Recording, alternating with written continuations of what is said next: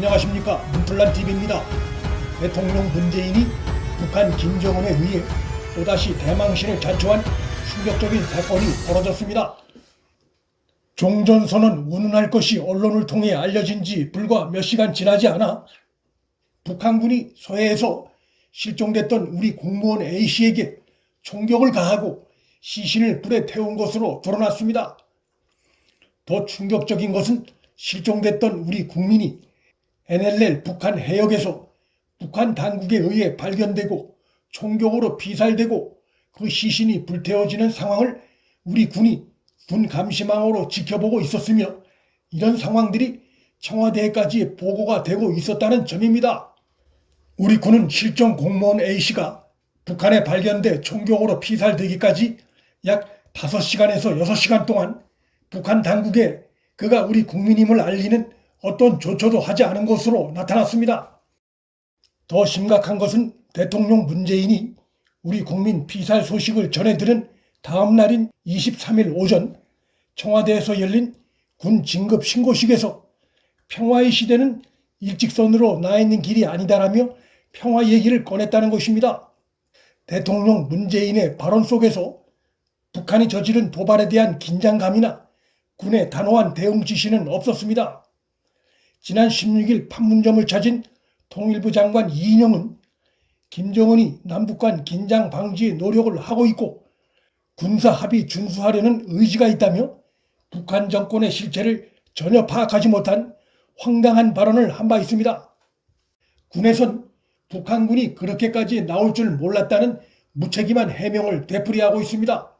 그 해역은 현 정권이 자랑해 오던 서해 해상 완충 구역이었습니다. 이 같은 상황 설명은 24일 오전 군 당국의 브리핑에서 드러난 것으로, 군 당국이 왜 이렇게 파장이 청와대 대통령 문재인에게까지 튈 수밖에 없는 이런 브리핑을 했는지 의아한 측면이 있으나, 추정컨대 적당히 해명할 수 없는 상황이었고, 또 그렇게 해명을 했다가 또다시 북한 당국에 의해 추가로 망신을 살 수 있다는 두려움에 확보한 정보를 이실직고한 것으로 보입니다.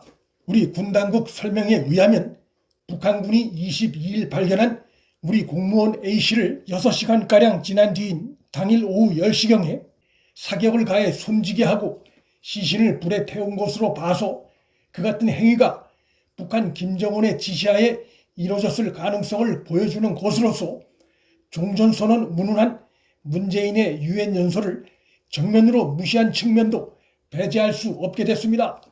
문재인의 연설에 대해 미국 백악관은 북한에 대한 통일된 대응을 주문하면서 한국 대통령이 유엔에서 이렇게 미국 정부 입장과 많이 벗어난 연설을 한 것을 본 적이 없다고 비판한 바 있습니다. 이날 군 당국의 브리핑에 따르면 실종됐던 우리 공무원 A씨에 대한 북한 당국의 행위는 매우 야만적이고 잔인하기 짝이 없습니다. 북한 수산사업소 선박이 22일 오후 3시 40분께 실종됐던 공무원 A씨를 해상에서 발견했고, 그로부터 월북 진술을 들은 뒤 6시간가량 지난 뒤인 당일 오후 10시경에 북한군이 방독면과 방화복을 착용한 채 실종자에게 총격을 가하고 시신의 접근에 기름을 뿌리고 불태운 것으로 보인다고 브리핑했습니다. 우리 국민 한 명에 대한 코로나 대응 차원으로만 보기엔 너무나 잔인하다는 점에서 문재인 정권에 대한 김정은의 불만이 그 배경에 있을 수 있다는 분석까지 나오고 있습니다. 우리 군 당국은 공무원 A씨가 실종된 지 사흘이 지난 24일에서야 북한의 해명과 책임자 처벌을 요구했지만 메아리 없는 허망한 외침으로 끝날 공산이 큰 상황입니다. 우리 군 당국의 브리핑에서 드러나는 또 다른 문제점은 북한군의 야만적 행동을 합리화해주는 듯한 태도가 담겨 있다는 것입니다. 북한군이 코로나 대응 차원에서 월북을 시도한 A씨를 근거리 조준 사격해 사망에 이르게 했고, 이후 그의 시신을 화장했다는 설명이 그 부분입니다. 코로나 대응 차원이라든가 월북 시도, 총격 피살, 시신 화장 등 마치 우리 군 당국이 우리 국민이 죽음에 이르게 된 상황에 대한 설명 자체가 코로나 대처에 비상이 걸린 북한 당국과 북한군의 태도를 마치 이해한다는 듯이 들리는 측면이 있습니다. 졸지에 가장을 잃은 유가족들이 당국의 이러한 설명을 듣고 그 심경이 어떨지 차마 헤아리기 어렵습니다. 사건 초기 군 당국은 공무원 A씨가 월북한 것처럼 언론에 정보를 제공하다가 24일 오전 공식 브리핑에선 북한이 A씨로부터 월북 진술을 들은 것으로 추정된다고 말을 흐렸습니다. 군 당국이 초기 대언론 설명이 근거가 부족한 것임을 스스로 시인하는 것이나 마찬가지입니다. 월북 진술을 들은 것으로 추정된다는 공식 브리핑 내용도 그런 추정을 하는 확실한 근거가 있기 어렵다는 점에서 역시 사실상 거짓 정황이 드러납니다. A씨 가족들이나 주변 동료 공무원들은 A씨가 월북할 이유가 전혀 없는 평범한 공무원 가장이라고 입을 모으고 있습니다.